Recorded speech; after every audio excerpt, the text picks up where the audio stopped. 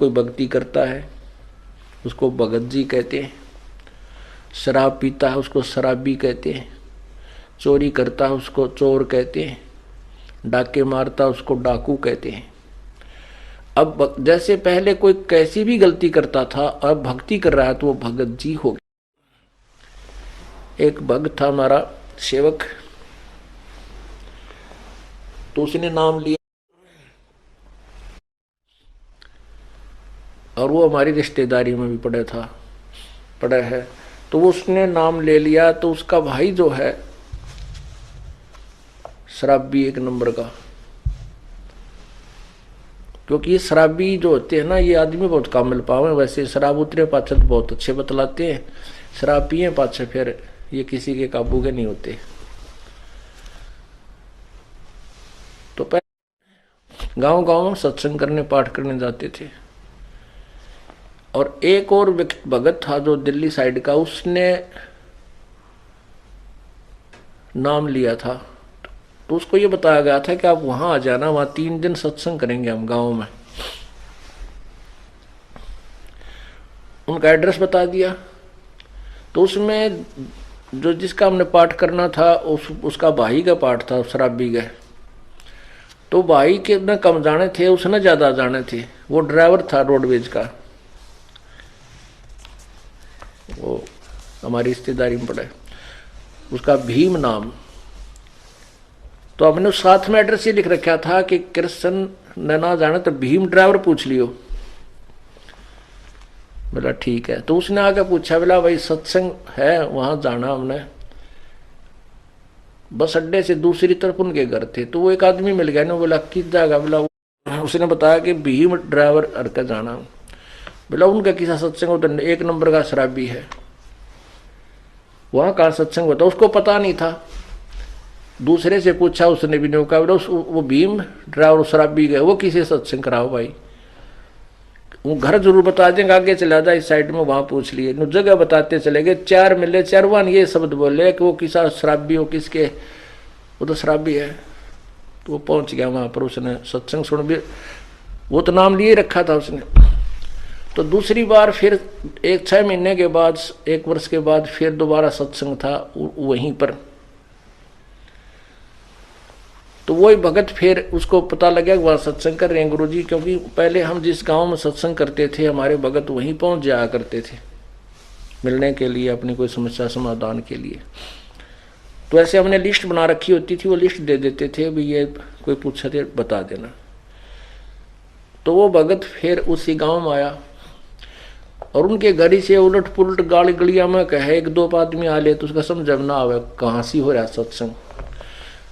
तो उसने फिर उसकी जब वो दूसरी बार आया तो उसने भीम का जिक्र नहीं कराया, बोला मैंने कृष्ण का जाना है, वो डॉक्टर है कृष्ण। तो उन हमारा भगत मिल गया ने, बोला वो कृष्ण डॉक्टर का उसने नाम ले लिया उस भीम ड्राइवर ने, और उन्हीं का वो पाठ हो रहा था उस दिन। तो वो भगत मिल गया हमारा कोई, उसको कहने लगा किसका जाना, कृष्ण का जाना, वो भीम का नाम ना ले, शराबी कहेंगे उसने। तो उन्हें बोला वो कृष्ण का ना होता हो तो भीम भगत जी का पाठ होने लग रहा है, भीम भगत जी का पाठ हुआ है। उसने सोचा ये गलत समझ रहा है। मैंने बोला भाई मन न कृष्ण का जाना, भीम भगत जी कोई और होगा। उसने सोचा शराबी का करते भगत जी कैसे बोल रहा है इसको। दूसरे से पूछा, दूसरे बताया, बोला भाई हाँ भाई भीम का ही पाठ हो रहा है, उसने नाम ले लिया, शराब शुरू छोड़ दी। कहने का भाव दास का ये है कि पहले तो शराबी को था और अब भीम भगत जी नाम से प्रसिद्ध हो गया। तो इसका यही अर्थ है कि हर सुमर सो हंस कहावे, कामी क्रोधी कागरे, और भौरा ना पर में विष के बन में चल बेगमपुर बागरे।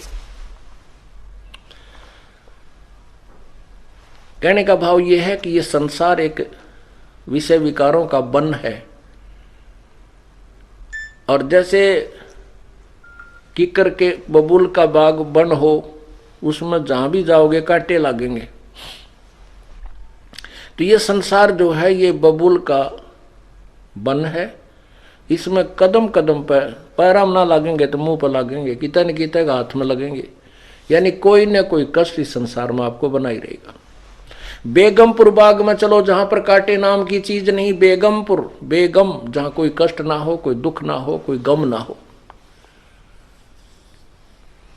अब ये जैसे ये जो शब्द इस दास ने सुनाया है, ये एक नित्यानंद जी संत हुए हैं, उनका उनकी इसमें छाप लगी है। और वैसे ये यही शब्द कबीर परमात्मा की शब्दावली में भी है, उसमें 2 लाइन और एक्स्ट्रा हैं।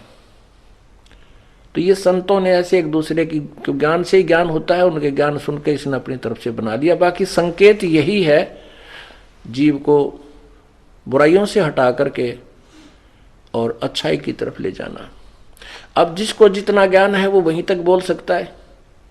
नित्यानंद जी के गुरुदेव जो है गुमानी दास जी विष्णु उपासक थे।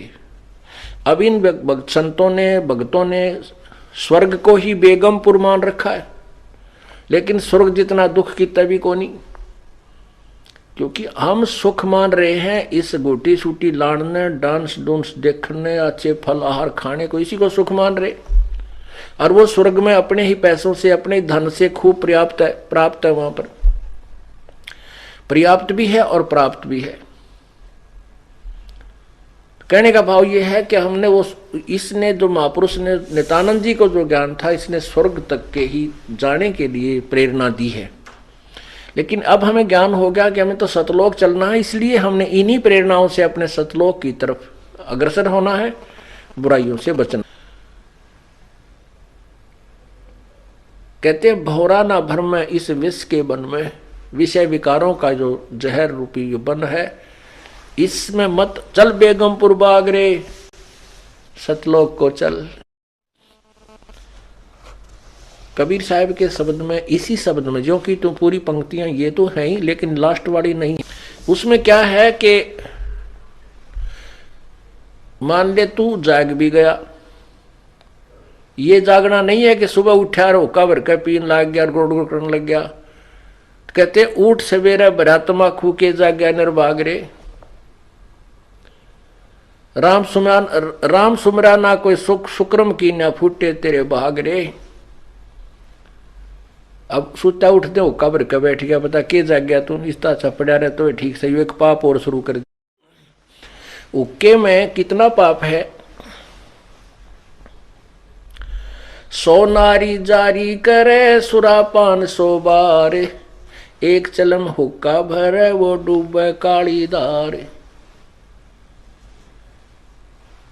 एक हुक्का का मीन तम्बाकू से है। तम्बाकू चाहे सिगरेट में पीओ, चाहे बीड़ी में, चाहे हुक्के में, चाहे सूंघ लो या खावे, सारा ही दोष है। एक भक्त दुकान कर रखी थी एक ने, और वो एक भक्त जो है सिगरेट पीता जा, बूढ़ा आदमी, नाम लिया था उसने, 1 से 1 वर्ष हो गया था। और दूसरे भगत का लड़का बोला ताऊ तू सिगरेट पीवे, गुरुजी ने मना कर रखा, भाई तेरा तो नाम टूट गया। ने बोला ना बेटा, नो के नाम टूटा है। बोला गुरुजी ने ओका पीन तो मना कर रखा, सिगरेट थोड़े नट्टे थे। तो जिसने बकवाद करनी है, जिसने मर्यादा नहीं निभानी है, वो अपने कोई सिस्टम तैयार रखे। तो लड़के ने बल्कि उसको कहा ताऊ तुम तो नाश कर लिया अपनी भक्ति का, तम्बाकू तो है ही, चाहे सिगरेट में पी ले, जहर न चाहे गिलास में पी ले, चाहे किसी कटोरी में गाली के पी ले, तो जहर है। तो क्या बताते हैं, कहते हैं पर द्वारा स्त्री का खुल है, 70 जन्म अंधा हो डोले, सुरापान मदमासा हारी, गमन करें भोगे पर नारी, वो 70 जन्म कटेंगे शीशम, साक्षी साहिब है जगदीशम। जैसे किसी पर स्त्री गमन करने वाले को कितना दोष होता है,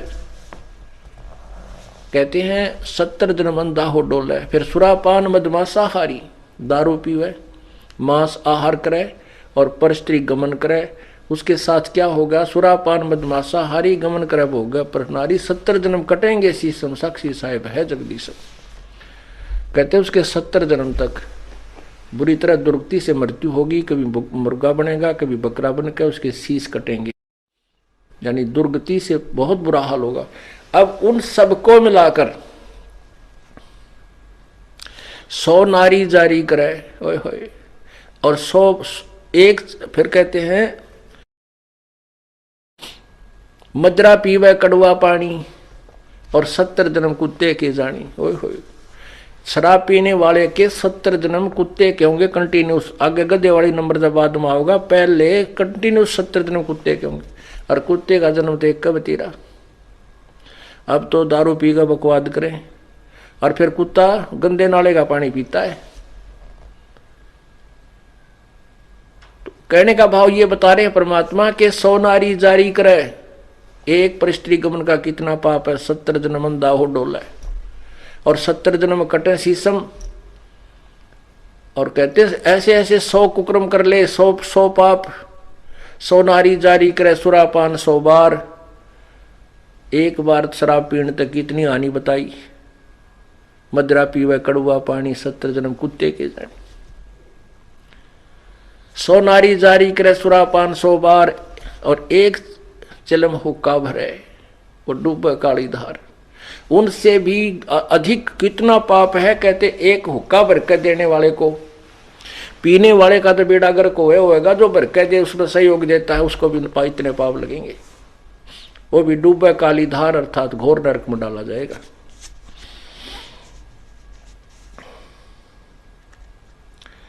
तम्बाकू कितना हानि करता है, क्यों इतना दोषी बताया, इसमें इतना दोष क्यों है। एक हुक्का पीने वाला या सिगरेट पीने वाला, बीड़ी पीने वाला हुक्का पीवे, धुआं छोड़े, वो धुआं सारे घर में घूमे। वो नवजात बालक छोटे छोटे वह सो रहे हैं, उनमें भी धुआं, श्वास से उसकी बदबू जावे धुएं की, यानी पूरे परिवार के नाक में दम रखे और फिर वातावरण दूषित करे। ओके की धुआं का जब छोड़ते हैं उसमें ना जाने कितने इस वायुमंडल में छोटे छोटे जीवाणु होते हैं, वो अंधे होकर नीचे गिरते हैं धुएं के इस अफेक्ट तक, और पैरों तला करके मरते हैं। वो एक घूंट मारने से उसको कितनी जीव हिंसा कर दी, यानी कितना धुएं से कितना हानि कर दी। वो पाप उस तम्बाकू प्रयोग करने वाले के बैड अकाउंट में जाते हैं। और फिर हमारे परमात्मा ने ये मनुष्य शरीर दिया है परमात्मा पाने के लिए।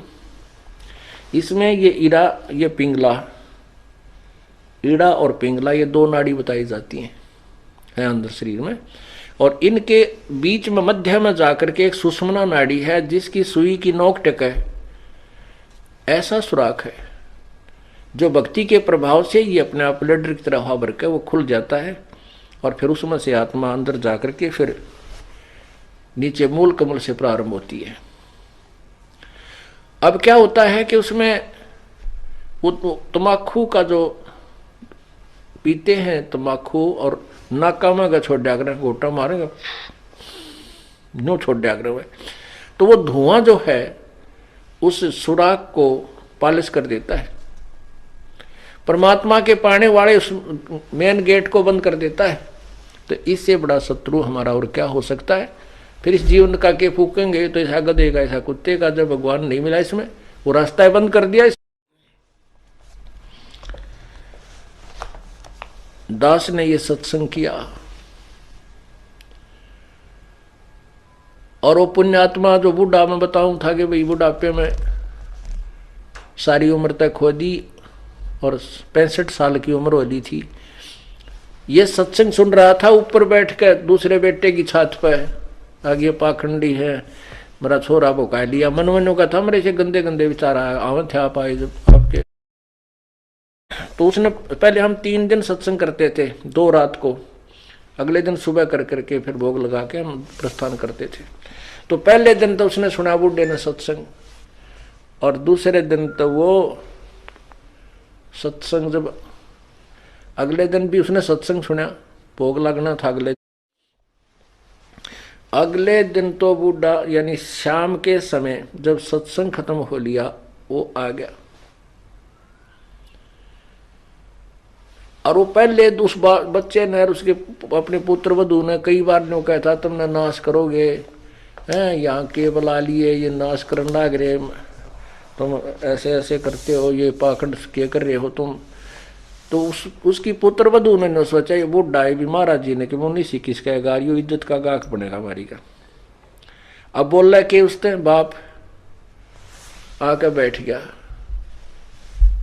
और वह खड़ी होगी दूर सी अकीब देखे रखे के बोल रहेगा इसने कि बुढ़े और लोग ने शर्म लिया और भाई मैं माना रहा मारे इनके कहेगा। तो बुढ़ा ने बोला महाराज जी हमें पता था कि भाई जो सत्संग नहीं सुनते वह ठीक तो बोला नहीं करे। हमने सारी तरह के आदमी देखे 4-5 वर्ष गांव में गए। हमने कोई इससे लेना देना नहीं था भाई कोई राजी बोला उसका बोला बुंडा बोला अपने जुबान और कान दोनों बंद कर लेते। मैं कह लेगा मानने का थोड़ी बहुत बतावाएंगे भाई नहीं माननेगा तो इसकी मौज है। कहने लगा महाराज जी मेरे ये 3 बेटे बताए उसने 2 इतना ध्यान नहीं। ने बोला हमारे पास 2 किले थे आज मैंने 8 किले 9 किले और मोल लिए अपने जीवन में और पशु से भी बदतर धंधा किया हमने। और आज जो आपका ज्ञान सुना ये बातें मैंने कभी सुनने को नहीं मिली ना। मैं कि तो जाया करता मैं 3 सत्संग करने वाला न पाखंडी समझा करता था। आपका ज्ञान सुना मैंने वहां ऊपर बैठ करके। अब मेरा केरा होगा न्यो कह बूढ़ा रोन लग गया जिस तरह बालक रोया करे न्यो पड़ के। मैं बोला की बात होगी क्यों नहीं क्या बात होगी मैंने समझाया। फिर तो जलसा उसका डट लिया जब लग गया बताने। कहने लगा ये बात तो मैंने जिंदगी में कभी सुनी है को नहीं जो आज आपने मेरा तो कर्जा पाटन हो रहा नींद नहीं आई रात को मुझे। मैंने तो इतने हुक्के पी रखे हैं कि हुक्का सीला नहीं होने दिया करता मैं। अब मेरा कीड़ा होगा मेरे जैसे पापी का क्या इलाज जो मैंने सारा जीवन पशु से बदतर धंधे किए। और अब उम्र चली गई अब भक्ति हो को। फिर रोने लग गया फिर रोने लगा वो। मैं फिर उसको समझाया। मैं बोला कुछ नहीं बिगड़ा है अभी तक इस आत्मा के इस जीव के असंग जन्म हो लिए और यदि अब भक्ति नहीं शुरुआत करी तो आगे भी ये झंझट सदाई बना रहेगा। आप अब शुरू कर दो इस उम्र में कोई फर्क नहीं पड़ेगा। ने बोला ईब के होगी दिन के बरा कह दिन का मैं मान हूं मैं कितने वर्ष का अब तो मुश्किल है नो नाड मारे। फिर उसको समझाया कि ध्यान से सुनो आप जैसे कुएं में बाल्टी पड़ दी हो डोल है बाल्टी होती है जिसका रस्सा बांध कर पानी बाहर खींचते हैं और वह बाल्टी कुएं में चल पड़ी और उसका जो रस्सा लटकता हुआ आ रहा है। यदि हाथ पैर मार कर दौड़ धूप कर उस रस्से को लास्ट बीट उसकी जो लास्ट एंड बीट है ना पूछड़ी वह नेजू की उस रस्से की बाल्टी के बंधे हुए रस्से की पूछड़ी ठहगी यानी एंड भी मिल गया 4 उंगल का रह रहा वो भी हाथ में आ गया तो कुछ भी ना गया। वह बाल्टी भी आ और पानी भी मिला। अब जावत ये कि जब हाथ पा नहीं मारेंगे तो गई वो तो जा ही रही है। पहले लंबे लंबे रस्से हुआ करते गहरे पानी होते थे कुओं में और कम से कम 50, 60, 100 फुट तक की लंबी रस्सी होती थी तो उसको जाने में भी समय लगता था। तो अगर उसकी पूछड़ी भी ठहगी ना नेजू की उस रस्से की तो कुछ भी कौन गया और नहीं हाथ पा मारेगा तो गई फिर तो कुछ भी हाथ नहीं लगेगा। यह बात उस बुढ़े के कसूती जच गई। मैंने उसको समझाया कि आप नाम शुरू करो मोक्ष नहीं होगा तो मनुष्य शरीर आपको गारंटीड मिलेगा। वैसे तो मोक्ष इसी में हो जाएगा कोई बड़ी बात नहीं है। आप सत भक्ति करो सच्चे मन तक लगो और पूरी मर्यादा निभाओ मुक्ति में कोई बात है। एक सांस के सीमेंट की इतनी कीमत है सब कुछ आपके पास होगा तो उसका बात समझ में आएगी। परमात्मा कहते हैं जीवन तो थोड़ा ही भला जो सत्य सुमन हो और लाख वर्ष का जीवन को लेखा दे ना को थोड़ा जीवन बतेरा जो सच्चा सुमन हो सच्चा मार्ग हो सच्ची श्रद्धा से आप करो डर के करो भर मर्यादा में रहते हुए करो तो कोई मोक्ष में कोई ज्यादा वो नहीं है। तो वो कहने लगा जी ना तो मैं दान कर सकता ना मैं धर्म कर सकता। मैं बोला ये तेरे बेटे तेरे तो पहला नाम पाएगी। जब वह बुढ़िया वह माई आ गई वहां बैठ गई ने बोली अपने ससुर के लिए एक पाठ तो मैं कराऊंगी। मैं बोला देखोगे तेरे दान शुरू परमात्मा पर लगो रास्ते आप खोल देगा कोई दिक्कत। आप सुमन करो आपने जो सुमन से बड़ा तो कुछ भी नहीं है आपके हाथ में कुछ नहीं है मान लिया अपनी भक्ति करो, सुमन बढ़ाओ, सारा कुछ इसी में आ जाएगा। भक्ति करो डट के, क्योंकि दान धर्म सेवा जो है हम हृदय साफ करने के लिए कराते हैं। और ई बाप का कर्जा पाटन न हो यार, कुछ पाप करने जगह रही नहीं। पाप तो आप केवल इसलिए करो थे कि ये ओका पीओ थे, और तेरे बच्चे बहुत समझदार हैं, आपके लिए खूब यज्ञ भी कराएंगे, ऐसी बात थोड़ी है। तो उसने उस बुढ़े नाम लिया, 10 वर्ष वो जिया, खूब डट कर भक्ति करी, तीनों नाम प्राप्त किए और अपना शरीर छोड़ के आराम से चला गया। बोलो सतगुरु।